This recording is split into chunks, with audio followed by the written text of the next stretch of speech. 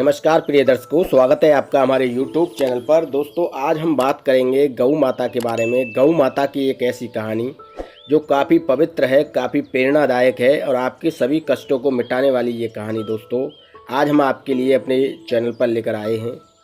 प्रिय दर्शकों, ये कहानी हमारी कोई मनगढ़ंत कहानी नहीं है। ये कहानी वेद पुराण, शास्त्र और ग्रंथों से ली गई कहानी है।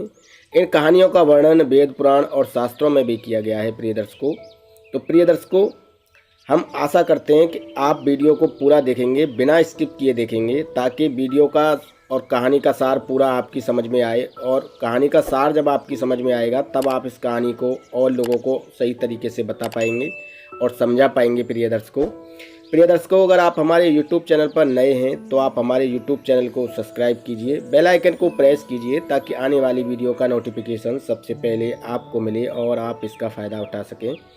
प्रिय दर्शकों, प्राचीन समय में एक नगर के पास आश्रम में ऋषि मुनि रहते थे। मुनिवर के पास एक किसान गाय लेने के लिए जाता है और प्रिय दर्शकों, वो एक गाय के लिए मुनिवर से मांग करता है। तो मुनिवर कहते हैं, ठीक है किसान भाई, आप ये गाय ले जाइए, पर आपको ये गाय की कुछ खास बातें हैं जो आपको समझ लेनी चाहिए।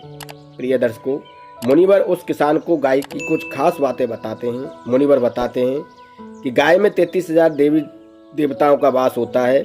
गाय की उत्पत्ति समुद्र मंथन के दौरान हुई थी और समुद्र मंथन के दौरान 14 रत्न प्राप्त हुए, जिसमें एक रत्न गाय है। प्रिय दर्शकों, मुनिवर किसान भाइयों को बताते हैं, किसान भाई, दूसरी बात, गाय का जो दूध होता है, गाय के दूध में स्वर्ण के कण पाए जाते हैं। जो व्यक्ति बीमार होता है, रोगी होता है, अगर वो गौ माता का दूध का सेवन करता है तो उसके सभी रोग, सभी विकार दूर हो जाते हैं। प्रिय दर्शकों, किसान भाई को ऋषिवर जो होते हैं, मुनि जो थे, वो काफ़ी और बातें भी बताते हैं, जैसे कि गौमूत्र का अगर कोई व्यक्ति सेवन करता है तो वो व्यक्ति कभी जीवन में बीमार नहीं पड़ सकता, उस व्यक्ति के कभी कोई रोग नहीं हो सकता अगर कोई व्यक्ति गौ माता के मूत्र का सेवन करता है तो। प्रिय दर्शकों, ऋषिवर आगे बताते हैं, मुनिवर उस किसान भाई से कहते हैं, किसान भाई, अगर कभी घर में शुभ कार्य हो रहा हो, कभी कोई मंगल कार्य हो रहा हो या गृह प्रवेश हो रहा हो, अगर वहाँ पर गौमूत्र का छिड़काव किया जाए तो उस जगह पर कभी भूत प्रेत, निशाचर और कभी कोई बीमारी पैदा नहीं हो सकती।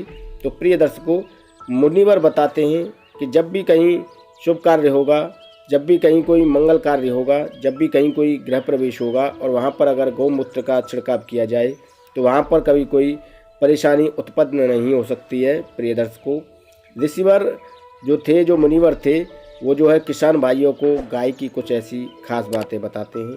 प्रिय दर्शकों, किसान जो था वो काफ़ी खुश हो जाता है और अंततः मुनिवर जो थे वो किसान को गाय थमा देते हैं। किसान जो था बड़ा खुश होता है सभी बातों को सुनकर और गाय को पाकर। प्रिय दर्शकों, किसान जो था वो बड़ा चंचल स्वभाव का और सीधा व्यक्ति था। वह गाय को लेकर घर आ जाता है और जब वो किसान उस गाय को लेकर घर आ जाता है तो वहाँ पर किसान अपने बच्चों को गाय के बारे में जो बातें मुनिवर ने किसान को बताई थी वो सभी बातें किसान जो है अपने बच्चों को बताता है। प्रिय दर्शकों, इसके बाद किसान गाय का लालन पालन बड़े अच्छे तरीके से करता है। गाय एक बच्चे को जन्म देती है, एक बछड़े को जन्म देती है और प्रिय दर्शकों, किसान के घर में खुशी का माहौल हो जाता है। प्रिय दर्शकों, प्राचीन काल समय में जब भी गाय के कोई बच्चा होता था तो वहाँ पर भोजन का आयोजन होता था, काफ़ी खुशियाँ मनाई जाती थी। गाय के बच्चे होने पर उतनी ही खुशियाँ मनाई जाती थी जितना कि अपने संतान होने पर मनाई जाती हैं। प्रिय दर्शकों, किसान का परिवार आनंदमयी और खुशमयी हो जाता है। आगे चल के किसान की गाय के एक बछड़ा और जन्म देता है। अब किसान के घर में 2 बैलों की जोड़ी हो जाती है। प्रिय दर्शकों, धीरे धीरे दोनों बैल बड़े होते हैं और किसान जो है उन बैलों से अपने खेत में खेती करता है। उन बैलों को जोतकर, बैलों को लगाकर किसान जो है उन बैलों की जोड़ी को अपने बैल में लगाकर खेती करता है और खेती करने के बाद जो है किसान धीरे धीरे उसमें से अन्न धन प्राप्त करता है और अन्न धन प्राप्त होने के बाद किसान जो है काफ़ी खुश हो जाता है और किसान का परिवार धीरे धीरे सुखमय होने लगता है, आनंदमयी होने लगता है। किसान के घर में अब अन्न धन की कोई कमी नहीं थी, क्योंकि जो गाय के बछड़े थे उन गाय के बछड़ों को किसान अपने बैल में लगाकर खेती करता था, मेहनत करता था, और खेती और मेहनत करके किसान जो है अन्न धन उगाता था। अन्न धन की किसान के यहाँ पर कोई कमी नहीं रहती है। किसान अन्न काफ़ी पैदा कर लेता है अपनी ज़मीन पर उन बछड़ों को बैल में लगाकर। प्रिय दर्शकों, जब धीरे धीरे समय गुजरता है, गांव के लोग भी काफ़ी खुश थे यह देखकर कि गौ माता ने किसान के घर में अन्न धन की कोई कमी नहीं रखी है, और किसान का जीवन और किसान का परिवार अब जो है काफ़ी खुशमयी और काफ़ी आनंदमयी हो चुका है। तो और जो गांव के किसान लोग थे वो भी गाय ले आते हैं, वो भी गाय का लालन पालन करते हैं, और उनके यहाँ भी गाय बछड़ों को जन्म देती है, और उन बछड़ों को बैल में लगाकर किसान जो है खेती करते हैं और खेती में उपज करते हैं। और खेती में उपज करने के बाद वो काफ़ी अन्न उगाते हैं, और काफ़ी खेती में अनाज, गेहूँ, जौ, बाजरा और जैसे कि चावल, इन सब चीज़ों की जो है खेती करते हैं। और खेती करने के बाद उनके परिवार में काफ़ी अच्छा माहौल हो जाता है, उनका जो जीवन था काफ़ी आनंदमयी हो जाता है। प्रिय दर्शकों, जब किसान के घर में किसी बात की कोई कमी नहीं रहती है, तो अंत में गाय जो है किसान को ऐसी 3 अनमोल बातें बताती है जो काफ़ी अच्छी बातें हैं, और ये बातें आपको भी सीखनी चाहिए।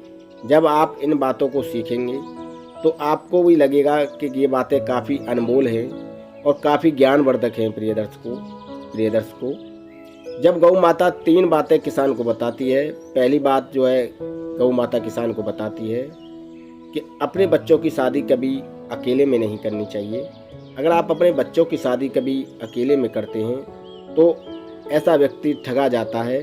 उस व्यक्ति को कुछ पता नहीं चल पाता है कि मैं जो शादी कर रहा हूँ वहाँ पर वो लोग कैसे हैं, उन लोगों का क्या प्रभाव पड़ सकता है, वो लोगों का क्या माहौल है, क्या नहीं है। अगर वो व्यक्ति अकेले में अपने बच्चों की शादी करता है तो व्यक्ति जीवन में आगे चल के काफ़ी परेशानियाँ और काफ़ी मुसीबतों का सामना करता है। प्रिय दर्शकों, इसके बाद प्रिय दर्शकों, गौ माता दूसरी बात बताती है कि कभी उजाड़ को में खेती नहीं करनी चाहिए, कभी उजाड़ में खेती नहीं करनी चाहिए, क्योंकि अगर आप किसी उजाड़ में खेती करते हैं तो आपकी खेती जो है सक्सेसफुल नहीं होगी, अच्छी नहीं होगी।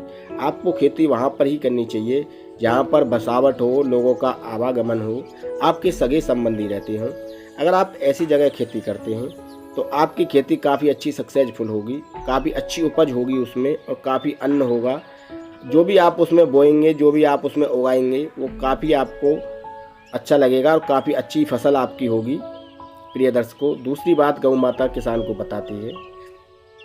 अब प्रिय दर्शकों, तीसरी बात किसान को गौ माता बताती है कि कभी जंगल से अकेले नहीं गुजरना चाहिए। प्रिय दर्शकों, गौ माता जो थी वो तीसरी बात बताती हैं, कभी जंगल से अकेले में नहीं गुजरना चाहिए। अगर आप किसी जंगल से अकेले गुजर रहे हैं तो वहाँ पर आपको खतरा हो सकता है, वहाँ पर आपकी मृत्यु का खतरा हो सकता है, क्योंकि जंगल में काफ़ी तरह के मांसाहारी आदमखोर जानवर रहते हैं।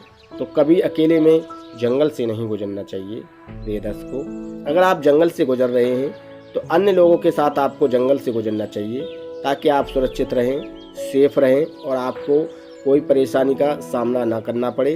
प्रिय दर्शकों, गौ माता किसान को 3 ऐसी बातें बताती हैं और किसान का जो जीवन था वो काफ़ी सुखमयी और आनंदमयी हो जाता है। किसान गौ माता की तीनों बातों को मानता है। इसके साथ साथ किसान जो है, मुनिवर ने जो बातें किसान को बताई थी गौ माता थमाते समय, उस समय गौ माता की किसान को मुनिवर ने काफ़ी अच्छी बातें बताई थी। उन बातों को भी किसान काफ़ी अच्छे तरीके से पालन करता है, तो किसान का जीवन आनंदमयी और सुखमयी हो जाता है। किसान का जीवन इतना अच्छा आनंदमयी और सुखमयी हो जाता है कि जिस चीज़ की वो कामना करता है वो चीज़ उसे मिलती जाती है, और उसके परिवार में संतान की, बच्चों की, गौ माता की कृपा से अन्न धन की किसान के परिवार में अब कोई कमी नहीं रहती है। प्रिय दर्शकों, ये थी गौ माता की 3 ऐसी बातें जो मैंने आपको बताई हैं, और इन बातों पर अगर जो भी व्यक्ति अमल करता है वो व्यक्ति सदा के लिए सुखमयी हो जाता है। उस व्यक्ति का कभी बुरा नहीं हो सकता, उस व्यक्ति का कभी पतन नहीं हो सकता है। प्रिय दर्शकों, तो प्रिय दर्शकों, ये तीनों बातें जो गौ माता की मैंने आपको इस वीडियो में बताई हैं, ये तीनों बातें आपको भी अपने जीवन में घर कर लेनी चाहिए। अगर आप इन तीनों बातों को अपने जीवन में अपनाते हैं तो आपका जीवन भी सुखमयी और आनंदमयी हो जाएगा। आपके जीवन में कभी और किसी और प्रकार की कोई कैसी भी कमी नहीं रहेगी। प्रिय दर्शकों, ये थी गौ माता की 3 ऐसी बातें जो मैंने आपको इस वीडियो में बताई हैं। इसके अलावा प्रिय दर्शकों, आप हमारे YouTube चैनल पर प्रतिदिन इस तरह की ज्ञानवर्धक वीडियो देखते रहें और इस तरह की ज्ञानवर्धक वीडियो के बारे में आप अपने मित्रों को भी बताएं, अपने सगे संबंधियों को भी बताएं, अपने परिवार को भी बताएं, ताकि वो लोग भी इस तरह की कहानियों को देखकर इस तरह की कहानियों से कुछ प्रेरणा ले सकें और इस तरह की कहानियों से प्रेरणा लेकर अपने जीवन को सार्थक बना सकें और अपने जीवन को सफल बना सकें। प्रिय दर्शकों, ऐसी हम आशा करते हैं, ऐसी हम उम्मीद करते हैं।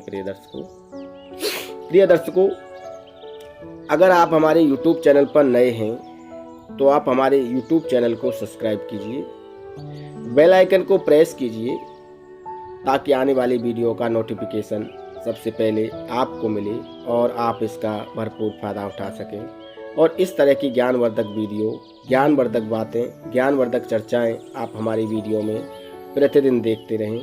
प्रिय दर्शकों, कुछ लोगों का मानना है, कुछ लोगों का मत है कि हमारी वीडियो बकवास होती हैं, हमारी वीडियो में कोई इंटरेस्ट नहीं होता है, कोई तत्व नहीं होता है। तो प्रिय दर्शकों, हमारी वीडियो कोई बकवास नहीं होती हैं, हमारी वीडियो काफ़ी ज्ञानवर्धक और काफ़ी अच्छी होती हैं और हमारी वीडियो से आप ज्ञान लेकर अपने जीवन को काफ़ी अच्छा, सार्थक और सफल बना सकते हैं। प्रिय दर्शकों, इस तरह की जानकारी हम अपने चैनल पर आपके लिए प्रतिदिन लाते रहते हैं और आपके ज्ञान को निरंतर बढ़ाते रहते हैं और आपके ज्ञान को निरंतर बढ़ाने की कोशिश हम करते रहते हैं और करते रहेंगे। और आप इस तरह की वीडियो हमारे चैनल पर प्रतिदिन देखते रहिए और हमारे चैनल को प्लीज़ लाइक और सब्सक्राइब करते रहिए। इसके अलावा दोस्तों, उम्मीद करता हूँ आपको वीडियो में दी गई जानकारी अच्छी लगी होगी।